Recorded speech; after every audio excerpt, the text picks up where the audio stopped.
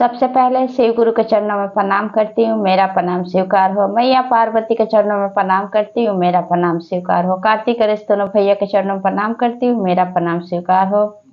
सभी देवी दुर्गा के चरणों में प्रणाम करती हूँ, मेरा प्रणाम स्वीकार हो। हरिंदर भैया नीलम दीदी के चरणों में प्रणाम करती हूँ, मेरा प्रणाम स्वीकार हो। आप सभी गुरु भाई बहन के चरणों में प्रणाम करती हूँ और महादेव से दया मांगती हूँ कि हे महादेव, जितने मेरे गुरु भाई बहन है सबका रुका हुआ काम बनाइए, सब पे दया कीजिए, पल पल दया कीजिए। आज मैं जो कथा आप लोग को सुनाने जा रही हूँ, अन्न फेंकने वाले के साथ महादेव क्या करते हैं। जो खाना ज्यादा बनाकर फेंक देते हैं उनके साथ महादेव क्या करते हैं। कथा बहुत सुंदर है, शुरू से अंत तक सुनिएगा और कथा अच्छा लगे तो मेरे वीडियो को लाइक कीजिए। अगर आप लोग मेरे चैनल पर नए हैं तो चैनल को सब्सक्राइब कीजिए, घंटे के निशान को जरूर प्रेस कीजिए ताकि कोई भी कथा डाले तो आप लोग रोज महादेव का नया नया चर्चा सुन सके और महादेव से जुड़ सके। दोस्तों में रिश्तेदारों में शेयर कीजिए, कमेंट बॉक्स में हर हर महादेव जरूर लिखिए, क्योंकि भगवान का नाम बोलने से, लिखने से, सुनने से सारी कष्ट, सारी परेशानियां दूर होती है। और गुरु भाई बहन आप लोग से हाथ जोड़ के विनती करती हूँ कि आप लोग के साथ से, आप लोग के सपोर्ट से महादेव का चर्चा और भक्त तक पहुंचे तो वीडियो को ज्यादा ज्यादा लाइक कीजिए और ज्यादा ज्यादा शेयर कीजिए। इससे ये होता है कि महादेव के चर्चा और भक्तों तक पहुंचता है आसानी से। तो वीडियो को ज्यादा ज्यादा लाइक कीजिए और शेयर कीजिए। चलिए ज्यादा बात नहीं करते हुए कथा शुरू करती हूँ। एक गांव में उर्मिला अपने पति आनंद के साथ रहती थी। उसकी एक सास थी, उसके ससुर नहीं थे। अब उर्मिला जो थी उसके घर में बहुत धन की कोई कमी नहीं था। धन इतना था कि उसके घर में नौकर भी थी तो 3 टाइम खाना बनाती थी और खाना फेंकती थी। क्या होता है गुरु भाई बहन कि एक दिन की बात है कि उर्मिला का पति शाम को किसी काम से बाहर चला जाता है तो शाम को रोटी और दाल कहती है अपने नौकरानी से कि बना दो, बना देती है। उसको ज्यादा बनाने के कारण सुबह उठ के उसको ले जाके नाली में फेंक देती है। उर्मिला की जब सास आती है तो उर्मिला से कहती है कि उर्मिला बहू, तुम इतना दाल क्यों बनवाती हो नौकरानी से जिसको नाली में फेंके। तुम उतना ही बनवाया करो जितना जरूरत है। इस तरह से अन्नपूर्णा माँ का अपमान होता है। तब बहू कहती है कि माँ जी, आप ऐसी बात क्यों कहती हैं। हमें कौन सा अन्न के लिए तरसना है। हमारे यहाँ भगवान के का दिया सब कुछ है, तो आप ऐसी बात मत बोलिए। क्या हो गया, फालतू क्या करेंगे। कहती है सास कि जो बच जाता है जो उसको ले जाके गरीबों को दे दो, गरीबों को दान कर दो, कोई और खा लेगा तो पुण्य मिलेगा।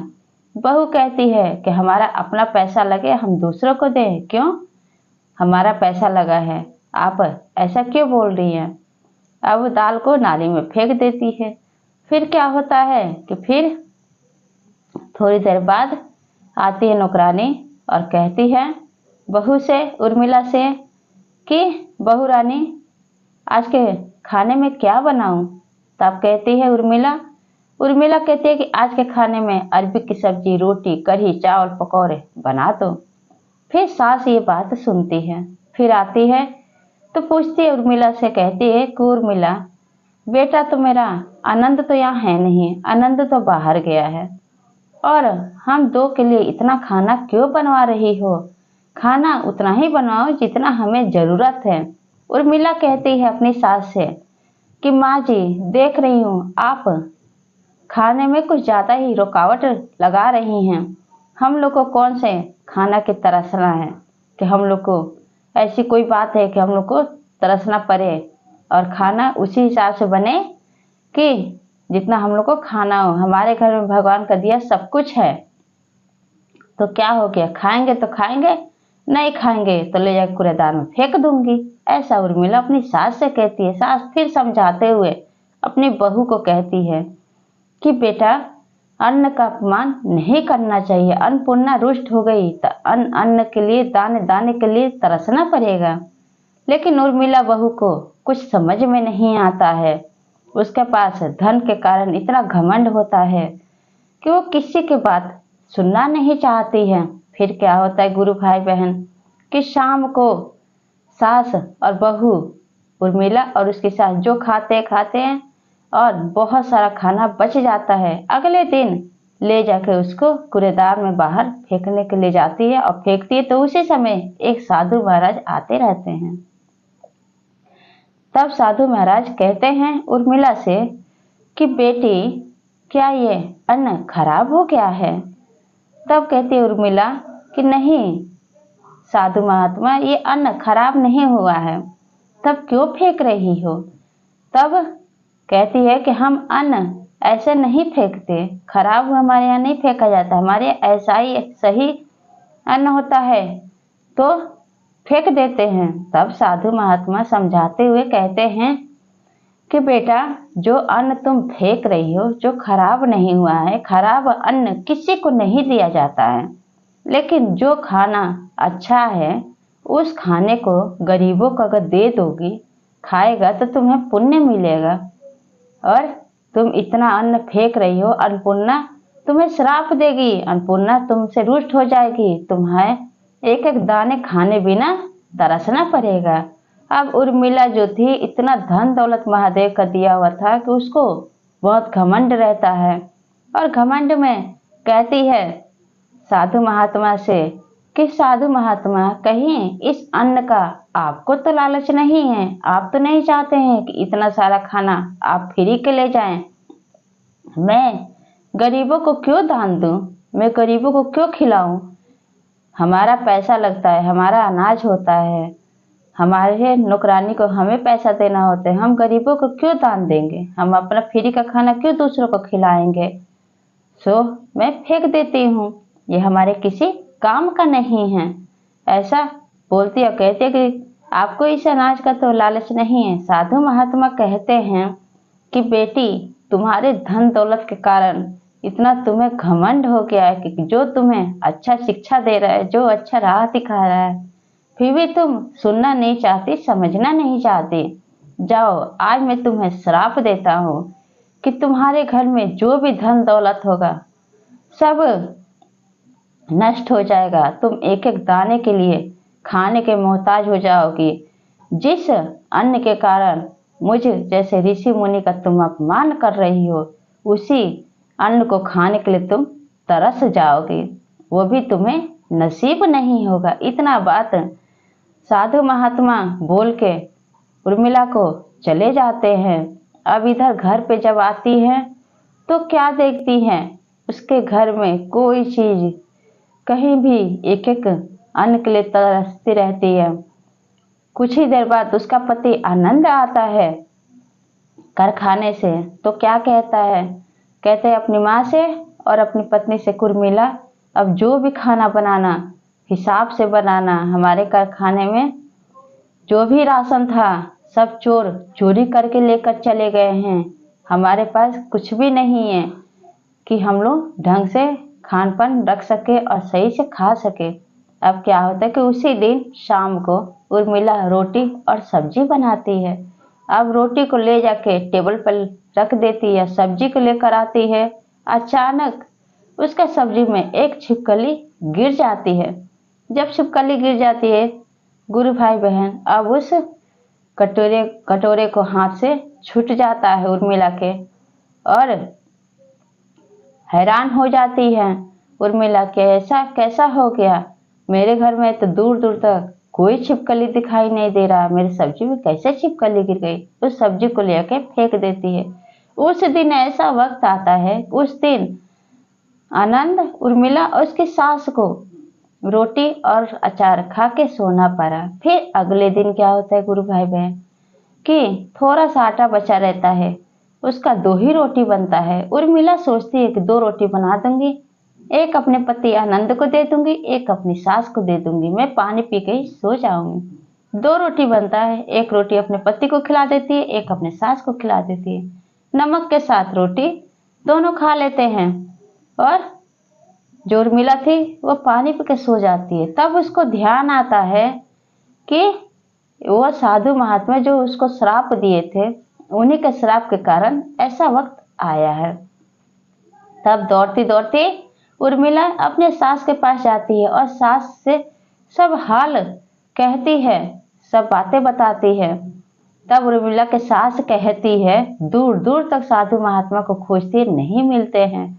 तब सास कहती अपनी बहू से कि बहू उर्मिला, मैं कितना तुम्हें समझाती थी कि अन्न का अपमान मत करो, अन्न का अपमान मत करो, उतना ही बनाओ जितना हमें जरूरत है। वही जितना तुम अन्न कूड़ेदान में फेंकी हो, अगर वही अन्न अगर किसी गरीब को दे देती, किसी गरीब को खिला देती तो तुम्हें पुण्य मिलता। कितना मैं तुम्हें समझाती थी। ये अन्नपूर्णा का ही कोप है के कारण अन्नपूर्णा हमसे रुष्ट हो गई हैं और हमारे पास अन्न के लिए तरस रहे हैं। अब क्या होता है, उर्मिला तो अपने किए पे बहुत शर्मिंदा रहती है। अब उर्मिला और उसकी सास दोनों उस ऋषि मुनि को खोजने लगते हैं। खोजते खोजते खोजते खोजते उसको एक कुटिया के बाहर ऋषि मुनि दिखाई देते हैं, जो कि उनके पास ढेरों सारे शिष्य बैठे रहते हैं और अन्नपूर्णा के बारे में बताते रहते हैं कि अन्न का अपमान कभी नहीं करना चाहिए। आपके पास महादेव ज्यादा अन्न दिए हैं, ज्यादा धन दौलत है, खाना उतना ही बनाइए जितना आपको जरूरत है। अगर जरूरत से ज्यादा बच जाता है, गरीबों में दान कर दीजिए, भूखों को खिला दीजिए।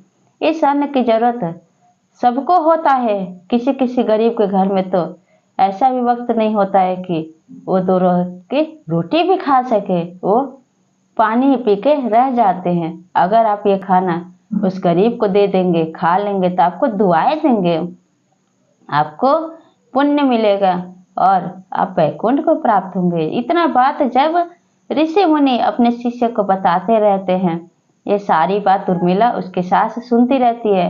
अब उर्मिला जाके अब ऋषि मुनि के कदम में गिर जाती है, पैर पकड़ लेती है कि हे साधु बाबा, आप हमें माफ कर दीजिए।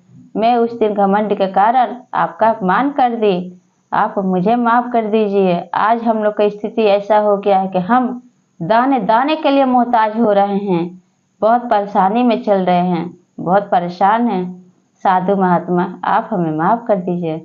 तब कहते हैं गुरु भाई बहन कि जिसको अपने गलती का एहसास होता है तो एक गलती तो भगवान भी माफ करते हैं। साधु महात्मा बहुत दयालु रहते हैं, महादेव के सच्चे भक्त रहते हैं।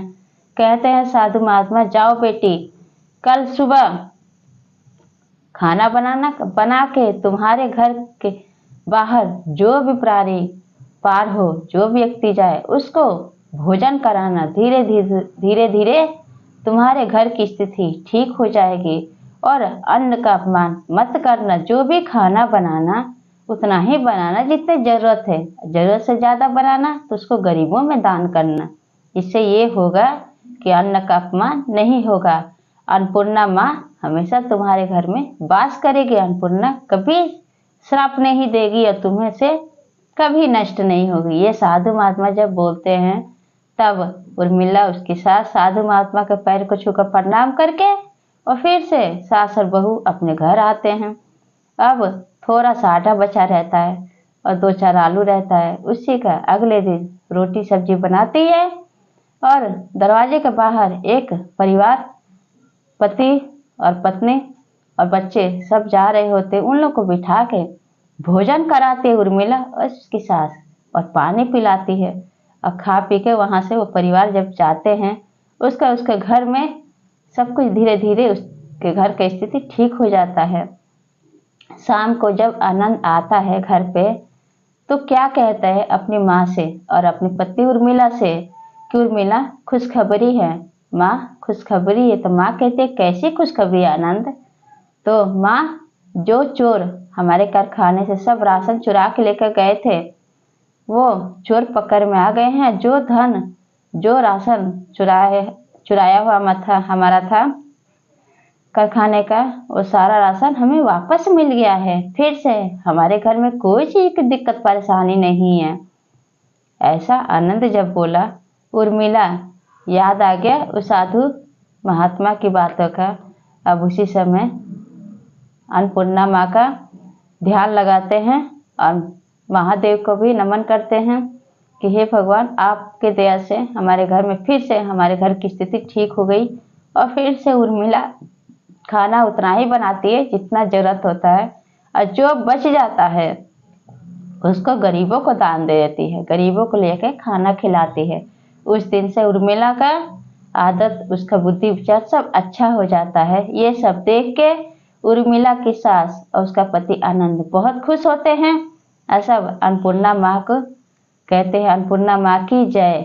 और उसके महादेव को भी नमन करते हैं, महादेव को भी कहते हैं महादेव की जय। उसके बाद कहते हैं गुरु भाई बहन कि हमें अन्न का अपमान नहीं करना चाहिए, अन्न उतना ही बनाना चाहिए जितने हमें ज़रूरत है। तो गुरु भाई बहन, ये चर्चा आप लोग कैसा लगा कमेंट बॉक्स में बताइए। और सब बोलिए हर हर महादेव, माता पार्वती की जय।